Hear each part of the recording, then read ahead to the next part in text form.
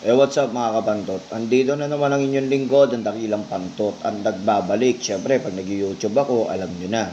Jeldan Joseph Mateo Jr., i-follow nyo ako dito para updated kayo sa mga latest info at mga tips ko. Diyan sa Facebook ha, i-follow nyo ako. So, etong mga tip ko, magbibigay lang ako ng iilan mga bossing ko ha. Hindi natin kaya i-tip to lahat. Yung mga nalalaman ko, base sa mga impormasyon ko, maibibigay ko lang sa inyo. Pasintabi po sa lahat ng horse owners at trainers at jockeys at kahit anumang koneksyon. Ako po ay magbibigay ng giya at gabay at race analysis. Pagdating sa karera, kayo pa rin na masusunod. Dahil pera nyo, isip nyo, sundin nyo. Masimulan na natin. Dito sa karerang ito, race 1. Alam naman natin mga boss, abot langit at lupa ang laban na to. King's Cup, napaka outstanding nito, sigurado ako. Wala naman, hindi ko nakikitang tatalunin talaga dito etong kabayo na to. Alam niyo naman kung sino kinalaban yan, Iron Edge, no? Uno G's, super horse yung kabayo na yan. Alam niyo naman pag tumala ng mga ganong preba, malulupit na yun. Kaya tingin ko, one for the day, King's Cup, nagagabayan ni Jonathan Vasco Hernandez. Solo yan, mga boss. Tingin ko makaka 1 point kayo sa palarong pick 5. Okay, dumako tayo sa race number 2. Dito naman sa race number 2, mga boss, 8 kalahok yan. So, ang napupusuan ko dito, mga boss, yung numero 1, Asintado. Siya na yung nakikita kong napipisil ko dyan. At tingin ko din, pag walang mabilis, siya na rin ang mapupusuan ko sa pangalawang pili ko, yung She's Royal.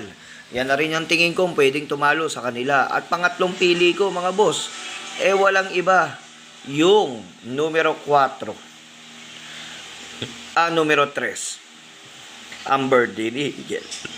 Yan, 4-3-1. Wala akong pampremera, panigunda, panersera, pero tatlo sila.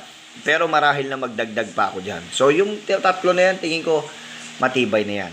Dumako tayo sa race number 3 mga boss. Dito naman sa karerang ito, medyo may kaguluhan to. Puro imported ang karamihan dito. Pero may nakikita ako may kalamangan sa karerang ito.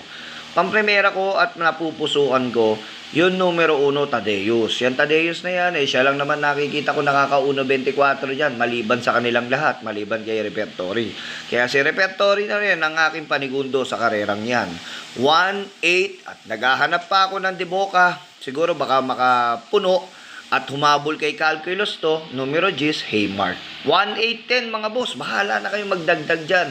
Although alam natin, nandyan si Great Barrier Reef, kaso nga lang mga boss, hindi ko pa nakikitaan ng 1-24 to. Kaya doon na ako sa tatlo, 1-8-10, tingin ko malaki chance ang manalo na yun. Dumako na tayo sa race number. At dito naman tayo sa race number 4 mga bossing ko. Etong karera na to, medyo may kaguluhan sa pagtitip dito. Pero ito na yung patok talaga sa akin dito. Graceful Gift mga bossing ko. Tingin ko naman walang bitin to. Tsaka, alam nyo sa totoong buhay, siya lang nakakagawa ng 1.25 dito. Kaya, ang laban yan, kung matatalo yan, disgrasya. Yun lang. Walang tatalo dyan kundi disgrasya o pangalawa biyahe. 'Di ba? Yun lang naman ang makikita natin diyan, kaso nga lang hindi nagbibiyahe ang connection na yan. So yun, isa din yung one for the day mga boss. So dalawang solo na yan, hindi na kayo mahihirapan. Good luck sa pananayan nyo.